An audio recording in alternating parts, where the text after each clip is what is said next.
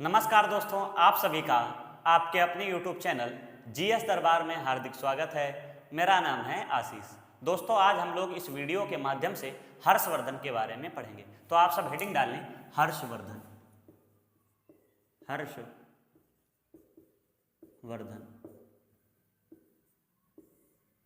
इसके शासनकाल की बात करें तो 606 से 647 ईस्वी। तो सबसे पहला पॉइंट इसमें यही बनता है, यह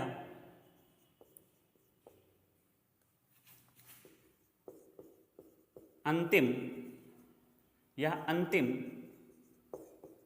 हिंदू शासक था।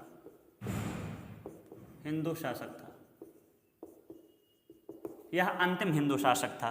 देखो, लगभग में 16 वर्ष की आयु में ये गद्दी पर बैठ गया था। कहानी क्या है समझते हैं, हम मैप के माध्यम से समझेंगे तो और अच्छे तरीके से समझ में आएगा।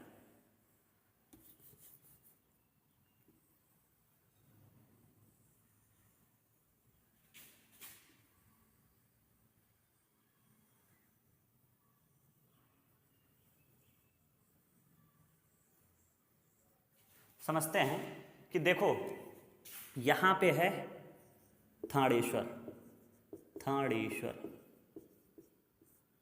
इसके अलावा अगर इधर बात करेंगे तो यहीं पे पास में है कन्नौज।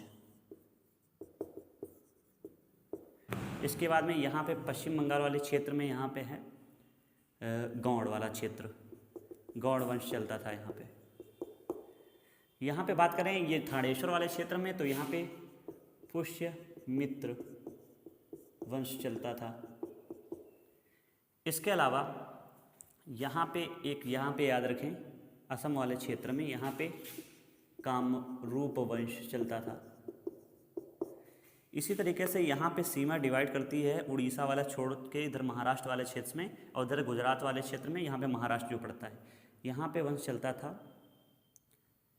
इस वाले क्षेत्र में इतना बांट लेते हैं। यह है चालुक्य वंश। तो यहाँ का शासक है पुलकेशिन द्वितीय या पुलकेशिन लिखते हैं। इसके बाद में ये पुलकेशिन द्वितीय हो गया। इसके बाद में यहाँ पे एक और था, जहाँ पे आप कह सकते हो पल्लव वंश चलता था। इस तरीके से चलता था। यहाँ पे ये, अगर आप इसको नहीं याद रखेंगे तब भी आप इतनी कहानी सुनिए। यहाँ पे गौड़ वंश है, यहाँ का शासक उस समय है शशांक। यहाँ पे जो है कामरूप वंश चल रहा है, यहाँ पे जो शासक है भास्कर वर्धन। और यहाँ पे एक जगह और याद रखना है, मालवा। और मालवा का उस समय शासक था देवगुप्त। ये कहानी है। देखो, जो हर्षवर्धन था उसके जो है पिता के नाम की बात करें तो प्रभाकर वर्धन। इसके अलावा माता का नाम यशोधरा। इसके तरह भाई का नाम राज्यवर्धन। और बाकी अगर हम बहन की बात करें तो राज्यश्री। इस तरीके से इनका परिवार था। पिता का नाम प्रभाकर वर्धन, माता का नाम यशोधरा, भाई का नाम जो है राज्यवर्धन और बहन का नाम राज्यश्री था। ये तो सिस्टम है इनका। देखो, थोड़े दिन पहले क्या हुआ था, जब हर्षवर्धन का जन्म हुआ उसके थोड़े दिन बाद पिता की जो है मृत्यु हो जाती है। इसके बाद में इनका भाई जो है राजवर्धन जो है इधर थानेश्वर वाले क्षेत्र में गद्दी को संभालता है। अब क्या था, जो गौड़ वंश का शासक है शशांक, ये जो है शिव का भक्त था, शिव भक्त। ये महाकाल को मानता था, शंकर भगवान को मानता था। बाकी इधर जो ये हर्षवर्धन वाला साम्राज्य, ये लोग मानते थे बौद्ध धर्म को। तो ये कौन सा बौद्ध धर्म मानेंगे? बौद्ध धर्म को। इसके चलते जो है ये जो शशांक था, ये बहुत ज़्यादा कह सकते हो चिढ़ता था। किससे? तो राजवर्धन से। बाकी थोड़े ही दिन बाद क्या हुआ है, राजवर्धन ने जो इनकी बहन थी राजश्री, उसकी शादी जो है ये जो कन्नौज का शासक है ग्रहवर्धन, उसके साथ कर देते हैं। राजश्री की शादी किसके साथ हो गई है? तो कह सकते हो ग्रहवर्धन के साथ हो गई है। फिर मैं कहानी रिपीट कर देता हूं। उस समय ये भौगोलिक स्थित है या फिर कह सकते हो शासकों की स्थिति है, किस प्रकार से शासक हैं। अगर इधर पश्चिम बंगाल वाले क्षेत्र में बात करें तो शशांक गद्दी पर बैठा है जो शिव भक्त है। इधर जो है, इधर दक्षिण की ओर आओगे तो यहाँ पे चालुक्य वंश में पुलकेशन द्वितीय हैं। और बाकी इधर देखो ये राजवर्धन, इनका भी कहीं कहीं पे ऑप्शन में राजवर्धन द्वितीय भी लिखा जा सकता है, क्योंकि देखो ये जो वंश चलता था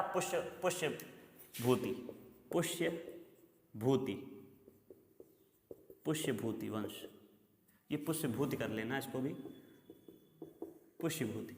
तो ये जो है उस समय ये वाले क्षेत्र है हरियाणा वाला क्षेत्र, यहाँ पे पुष्यभूति वंश चलता था। और उन्हीं में से एक शासक कभी रहा होगा राजवर्धन फर्स्ट, और बाकी प्रभाकर वर्धन भी रहे थे। लेकिन प्रभाकर वर्धन की जब मृत्यु हो गई तो राजवर्धन गद्दी पर बैठ गए, और राजवर्धन ने अपनी बहन की शादी जो है कन्नौज के शासक गृहवर्धन के साथ कर दी है। अब क्या होता है, शशांक जो है क्या करता है, इसके साथ मित्रता कर लेता है मालवा के शासक देवगुप्त के साथ। तो शशांक और देवगुप्त साथ साथ में मिल गए, और इन्होंने मिलकर जो है ये जो कन्नौज का शासक था जिसका नाम था ग्रहवर्धन, उसकी हत्या कर देते हैं। तो ग्रहवर्धन की हत्या हो गई है। अब जो है धीरे धीरे अब भैया कन्नौज की गद्दी खाली हो गई है, तो इसका बदला लेने के लिए राजवर्धन जो है थानेश्वर वाले क्षेत्र से कन्नौज पहुंचता है। अब क्या करते हैं, यहाँ पे क्या हुआ, ये देवगुप्त ने मिलकर और क्या कह सकते हो शशांक ने मिलकर राजवर्धन की भी हत्या कर दी। तो अब तो इस समय जो हर्षवर्धन है समझो अकेला पड़ गया। क्यों? क्योंकि कह सकते हो उसमें राजवर्धन की भी हत्या कर दी गई है, उसके जो जीजा जी थे जिसका नाम था ग्रहवर्धन, उनकी भी हत्या कर दी गई है, और बाकी पिता की मृत्यु तो पहले हो चुकी है। अब यहाँ वहाँ के जितने भी लोग थे उन्होंने कहा किससे, तो हर्षवर्धन से कि आप जो है युद्ध करें। लेकिन हर्षवर्धन चाहता था कि कभी हम गद्दी पे बैठेंगे ही नहीं, लेकिन ऐसी परिस्थिति आ गई कि इसको गद्दी पे बैठना पड़ा। अब ये अपनी सेना लेके जाता है और सबसे पहले मार देता है देवगुप्त को, देवगुप्त को मार देता है। अब देखो देवगुप्त भी खत्म हो गए, अब बचा कौन, शशांक। अब जो है शशांक और हर्षवर्धन की लड़ाई होती है, हर्षवर्धन ने शशांक को भी पराजित कर दिया। अब जो है कह सकते हो थानेश्वर वाला क्षेत्र हो गया, कन्नौज वाला क्षेत्र हो गया, मालवा वाला क्षेत्र हो गया, गौड़ वाला हो गया क्षेत्र, ये सब किसके अंडर में आ गया है, तो ये अब आ गया है हर्षवर्धन के कब्जे में। हर्षवर्धन ने फिर क्या किया, अपनी राजधानी जो थानेश्वर थी पुष्यभूति वंश की, उसको राजधानी स्थानांतरित किया कन्नौज में, क्योंकि कन्नौज थोड़ा इधर और दक्षिण की ओर पड़ता है, तो उधर से ये पूरे देख रेख कर सकता है। एक बार मैं कहानी फिर दोहरा देता हूँ, तब आपको और अच्छे तरीके से समझ में आ जाएगा। मैंने ये बताया है उस समय जो कन्नौज की गद्दी थी उस पर ग्रहवर्धन बैठा था, थानेश्वर वाले गद्दी पर राजवर्धन बैठा था, और बाकी मालवा वाले क्षेत्र में देवगुप्त बैठा था, और गौड़ वाले क्षेत्र में शशांक बैठा था, और चालुक्य वंश, ये अभी पुलकेशन आएगा आगे, इसलिए आपको ये भी याद रहे चालुक्य वंश में पुलकेशन बैठा है। अब क्या करता है, जो गौड़ वंश का शासक है शशांक, ये शिव भक्त है, और ये बहुत ज़्यादा जलता था जो है कह सकते हो पुष्यभूत से, क्योंकि पुष्यभूत वंश के लोग जो है बौद्ध धर्म को अपनाते थे। अब बताओ शशांक ने क्या किया था, बौद्ध जो कहते हो बोध वट था जिसपे महाज्ञान की प्राप्ति हुई थी गौतम बुद्ध को, उसको भी खत्म करा दिया था, कई स्तूप तोड़वा दिए, कई जो है कह सकते हो ये जितने बौद्ध धर्म के अलग अलग वो स्थल थे उनको नष्ट कर दिया। इस तरीके से इसने बौद्ध धर्म को बहुत ज़्यादा नुकसान पहुँचाया। अब क्या था, इसने गौड़ वंश का शासक जो शशांक था, इसने देवगुप्त से या मालवा के शासक देवगुप्त से मित्रता करके कन्नौज के जो शासक थे ग्रहवर्धन, उनकी हत्या कर देता है। ये बात बुरी लगती है राजवर्धन को। राजवर्धन इधर से आता है अपनी बहन, क्योंकि भाई बहन का जो पति है तो उसके लिए आता है लड़ने के लिए।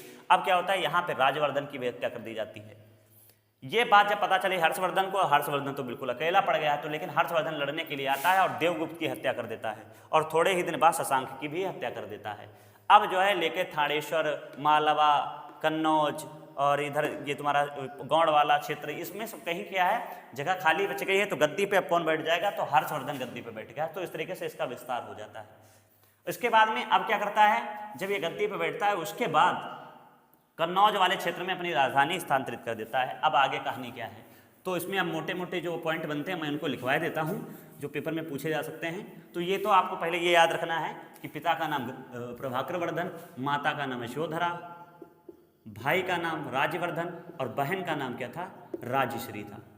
और अगर यहीं पे बात कर लें जीजा जी, या कह सकते हो उसको बहनोई बोलते हैं, तो बहनोई कौन हो गया, गृहवर्धन। अब की शुरुआत तो 606 में गद्दी पर बैठा,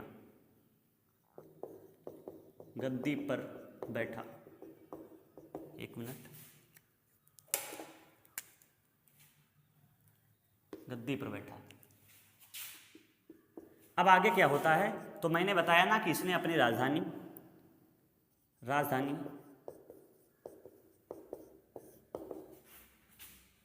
थानेश्वर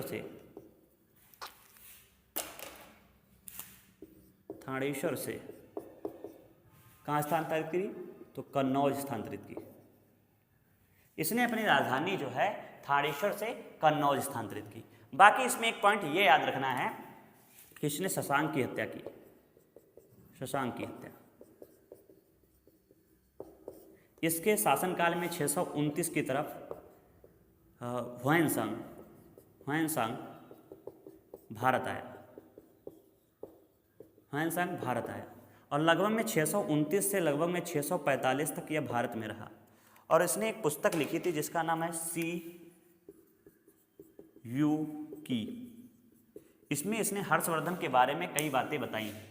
इसके अलावा आपको एक पॉइंट और याद रखना है, जब मैंने चंद्रगुप्त द्वितीय पढ़ाया था, चंद्रगुप्त द्वितीय, तो चंद्रगुप्त द्वितीय में भी एक पॉइंट याद रखना है कि चंद्रगुप्त द्वितीय के शासनकाल में फाहियान भारत आया था।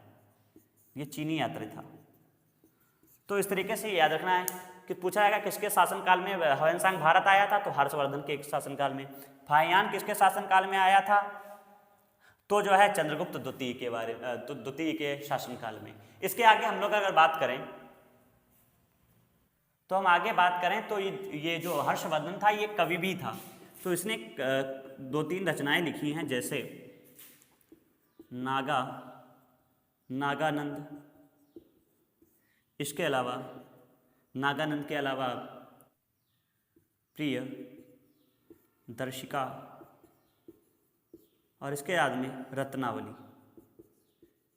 इन 3 पुस्तकों को लिखा है। बहुत से इतिहासकार कहते हैं कि हर्षवर्धन ने इतना बड़ा कोई कवि नहीं था, वो रचनाएं कैसे लिख सकता है। हर्षवर्धन ने मुद्राएं देकर ये रचनाएं एक कवि से खरीद ली और अपना नाम दे दिया। परंतु ज़्यादातर इतिहासकार कहते हैं कि हर्षवर्धन ने इन रचनाओं को लिखा है। तो आप सब याद रखें कि हर्षवर्धन ने इन रचनाओं को लिखा है।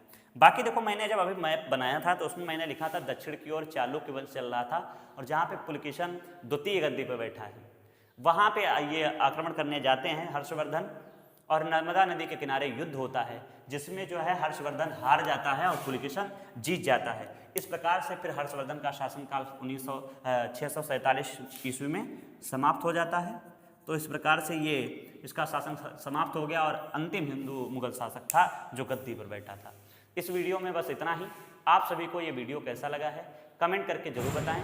बाकी हम लोगों ने प्राचीन भारत जितनी पिट में पूछी जाती है मैंने उसको कंप्लीट कर दिया है। आगे से हम लोग मध्यकालीन भारत और उसके बाद में आधुनिक भारत के बारे में चर्चा करेंगे।